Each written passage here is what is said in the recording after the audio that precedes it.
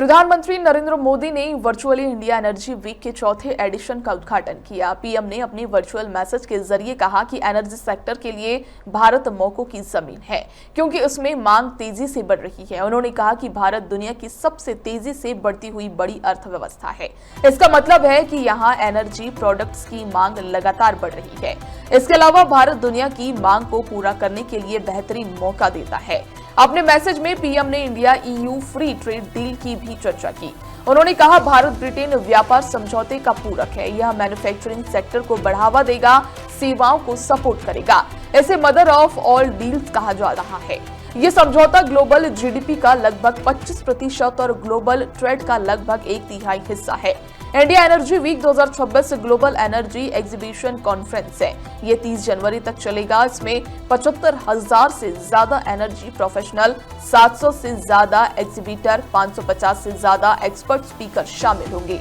3 दिन में 120 से ज्यादा सेशन, 12 से ज्यादा इंटरनेशनल कंट्री पवेलियन और 11 थीमेटिक जोन होंगे, जिनमें तेल और gas, renewable energy, hydrogen, biofuel, electrification, digitalization, AI और नेट जीरो पाथवे शामिल है।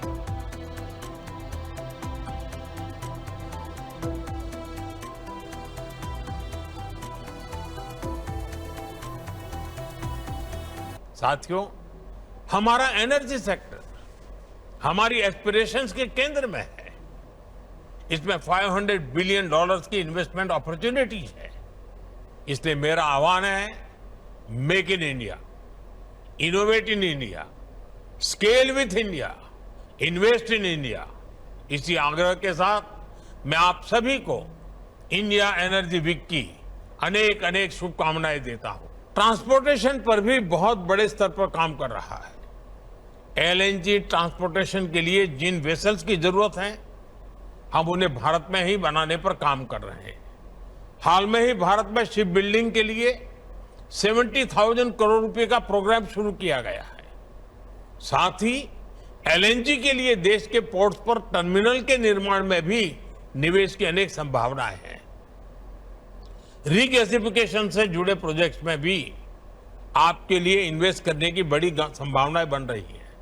साथियों, एलएनजी के ट्रांसपोर्टेशन के लिए भारत में बहुत बड़ी पाइपलाइन की भी जरूरत है।